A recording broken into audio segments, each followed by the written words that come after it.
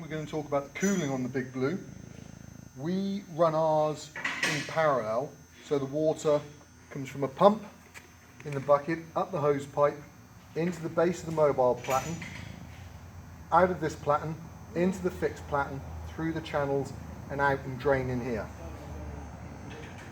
Obviously, you're going to need a much larger water receptacle to keep everything cool.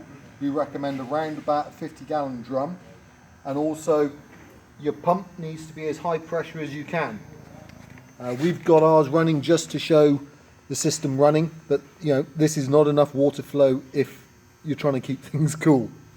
You can also, depending on how many pumps and buckets and coolants you want to have, you could run it in through the top of the platen and out through the bottom of the platen on one pump, and then on the second platen in through the top and out from the bottom on that platen.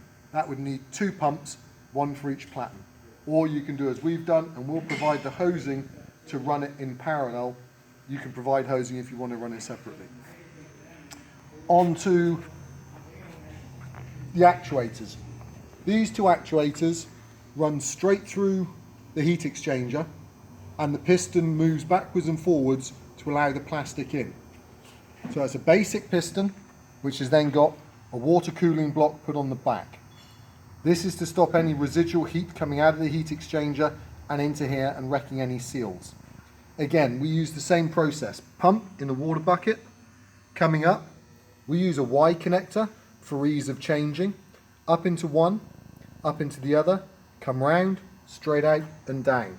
Again, our water flow is on the slow side of terrible. I recommend, a fish pond pump or something like that to get it going. Again, you can run these separately if you want to, but you'll then need a pump for each one.